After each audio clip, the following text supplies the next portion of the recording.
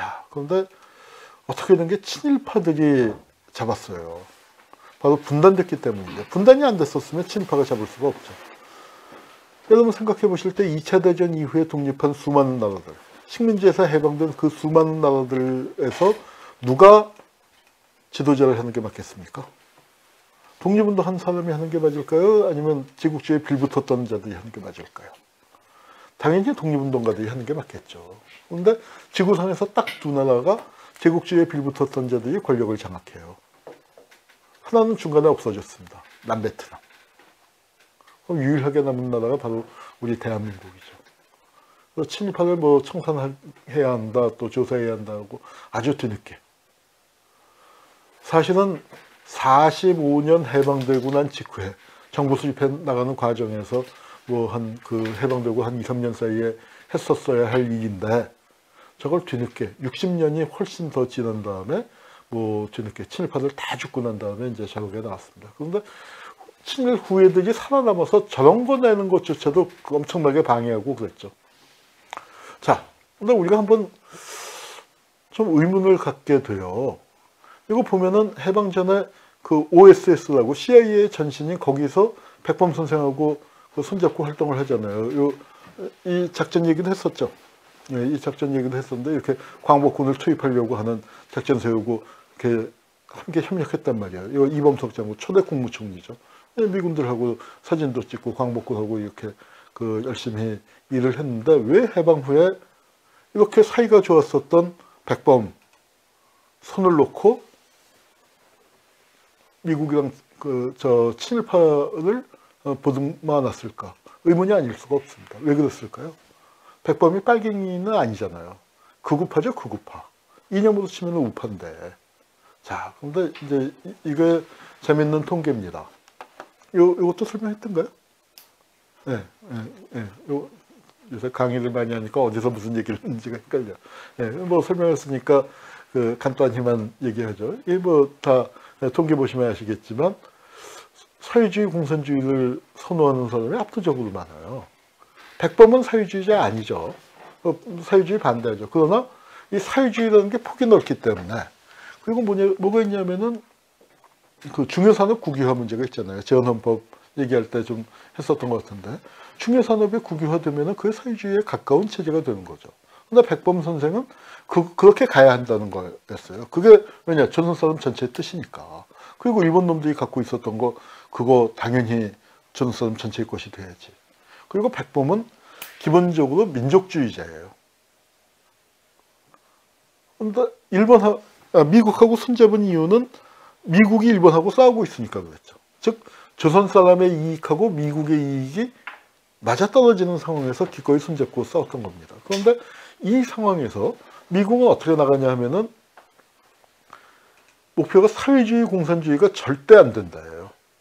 그러니까 백범은 좌우합작을 통해서 사회주의적인 제도도 받아들일 수 있다는데, 그러면서 이 자본주의 이걸 키우는 거죠. 14%밖에 안 됐다. 그리고 이쪽에 권력을 몰아주기 위해서, 그러니까 이 민중의 이 뜻을 탄압하는 거예요. 백범은 우파니까, 그리고 해방이 일본 놈들이 물러갔으니까 이제는 좌파하고 경쟁을 하고 대결을 해야 한다. 그래서 미국하고도 손잡고, 또 일부지만 친일파들하고도 좀 손잡으려고 하셨던 부분이 분명히 있습니다.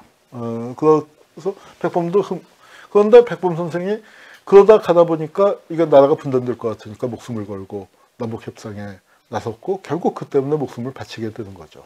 그래서 백범은 미국 입장에서 볼 때 이제 고민을 하는 거죠. 해방이 됐어요. 남쪽의 반을 점령하고, 전체 조선 사람들은 당연히 통일이죠. 분단이라는 걸 상상도 못할 텐데, 미국 입장에서는 통일된 조선이 친사회주의로 가는 것보다는 분단된 조선의 절반이라도 챙기는 게 낫다.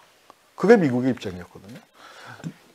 백범은 우파지만 민족주의자니까 분단이라는 건 펄쩍 들 일이죠. 그게 무슨 얘기냐.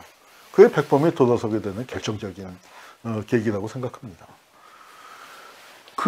가장 쉽게 얘기하면 이거죠. 백범은 되게 강경한 투쟁을 하시던 분 아닙니까? 폭탄 던지고, 이제 그런 거 했는데, 가령 미국이 우리하고 뜻이 맞아서 같이 하면은 미국과 힘을 합쳐서 싸우지만, 미국이 우리 뜻하고 어긋난다면은 워싱턴에도 이봉창 윤봉기를 보낼 만한 분 아닙니까? 그러니까 미국 입장에서는 아니야. 저 사람은 위험해. 그렇게 판단을 하게 되는 거고요. 대신 누구 손잡냐면 친일파들 손잡아요. 친일파는 왜 친일했겠습니까? 그 사람들이. 일본이 힘이 세니까. 힘센 놈들에게 붙는 놈들이란 말이에요. 근데 미국은 어때요? 그 일본을 꺾었잖아요. 일본보다 더 힘센 게 그 미국인데, 근데 그 친일파들은 과거에 어떻게 했습니까? 전헌법 이 얘기 순서가 좀 바뀌었네요. 친일파들은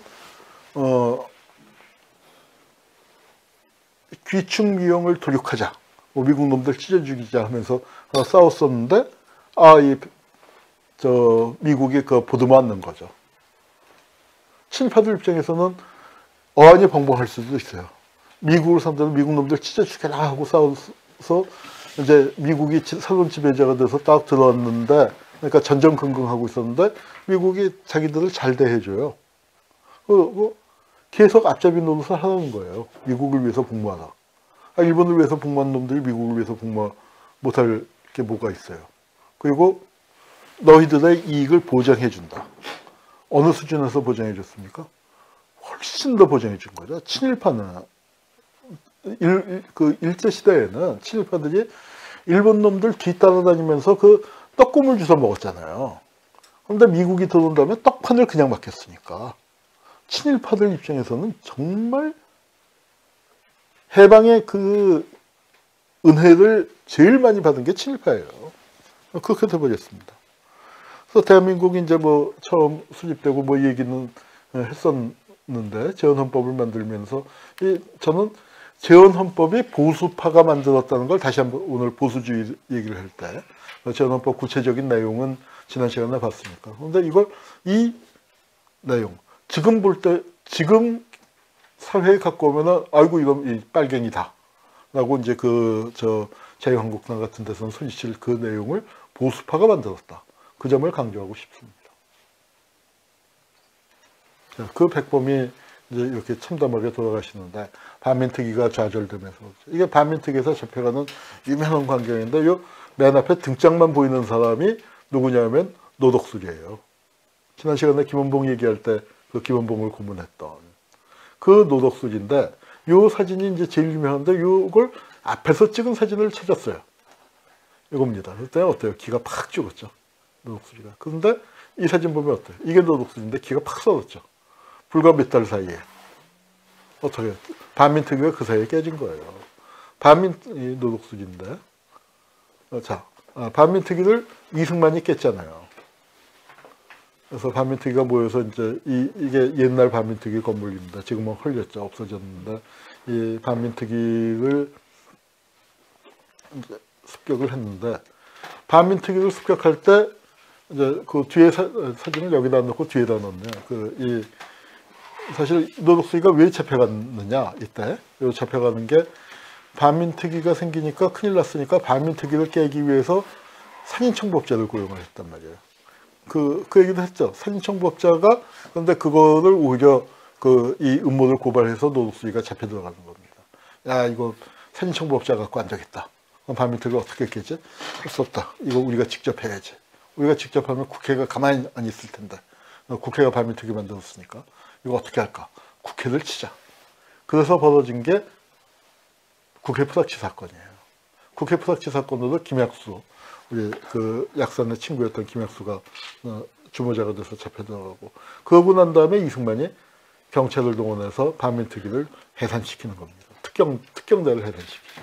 이제 그렇게 돼서 반민특위가 꺾이고, 그러고 3주 뒤에 백범 선생이 돌아가시는 거예요. 20일 뒤에. 이 세 가지 사건, 국회 푸닥치 사건, 반민특위 습격, 백범의 암살은 사실은 한 가지 사건입니다.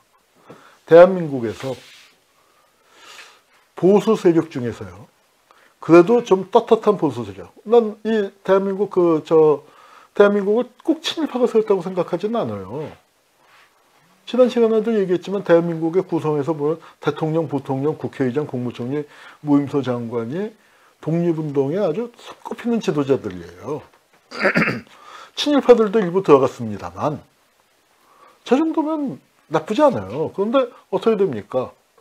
결국 얼마 지나지 않아서 이 사람들이 실권을 상실하고 이범석은 조금 그래도 좀 몇 해 더 갔지만 불과 다 그래봤자 한 2, 3년, 3, 4년 내에 다 실권을 상실하고 친일파들이 집권을 하게 되는 겁니다. 네. 그리고 이제 또 하나 우리가 기억해야 할 건 한국전쟁이에요. 한국전쟁 때 납북된 분들입니다. 김규식 선생, 조소왕 선생, 정인보 선생, 안재홍 선생, 엄상섭 선생, 임시정부의 선전부장, 백범의 최측근이었죠. 그리고 김학수 선생. 이런 분들이 다 납북이 돼버리거든요. 사실은 이런 분들이 살아남아서 보수 우파의 지도자가 될 만한 분들이죠. 중도 우파에 해당하는 분들. 중도 우파 내지는 아주 우파. 엄상섭 같은 분은 아주 우파죠. 아주 우파. 그러나 독립운동했던 좌우익이 공존해야 한다 하는 입장 정도는 갖고 계셨습니다. 이 김학수 선생은 젊었을 때는 공산주의 운동을 했지만 뒤에 생각이 바뀌어서 한민당에 가담을 했으니까 여기도 우파였는데 이런 분들이 다 납북되어 버린 거예요. 그래서 좀 중간파라고 좀 할 수 있는 분들이 또 사라져 버렸죠. 독립운동 진영 내에서의 우파들이 몰락해 버리는 겁니다. 백범은 돌아가시고 임시정부 다른 요인들도 대부분 납북되고 그리고 이승만이 한강다리 폭파한 얘기는 했죠. 그러니까 이게 이제 보면은 그러니까 우리 보수파가 보수의 특징은 뭡니까? 책임을 져야죠. 자기가 그 사회 주인이었습니다. 그런데 저건 책임 안 지고 도망갔잖아요. 그래요. 근데 뭐 대통령이 도망갈 수도 있다고 칩시다. 잡히면 안 되니까. 잡히면 뭐 그때 상황이 그렇게 위급한 상황은 아니었지만 피난 갈 수 있다고 칩시다. 그런데 피난 갔다 와서 어떤 태도를 취하느냐는 이건 또 다른 얘기죠. 그런데 뭐 지난 시간에 얘기했지만 이거 뭐 피난 못 간 사람들을 쥐잡듯이 잡았잖아요. 구역자 처벌하면서. 그러니까 이거는 이념의 문제가 아니라 싸가지 문제인 거죠. 한국의 보수 세력이 이건 이럴 수가 없는 겁니다. 이럴 수가.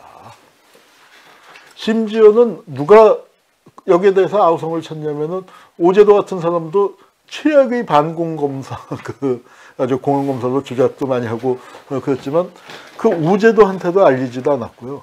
정희택이라고 또 유명한 반공검사. 오제도나 정희택이는 보도연맹을 만들고 지도했던 사람들이어서 잡히면 죽는 거예요. 그런데 그런 사람한테도 알리지 않고 도망을 갔어요. 부통령 이시영 선생도 알리지 않고 도망을 갔는데 미군이 어떻게 길에서 발견해서 그 집차로 그 다리 폭파되기 전에 모셔서 안전했다는 거고. 정희택이라는 유명한 반공검사, 나중에 감사원장까지 지낸 분입니다.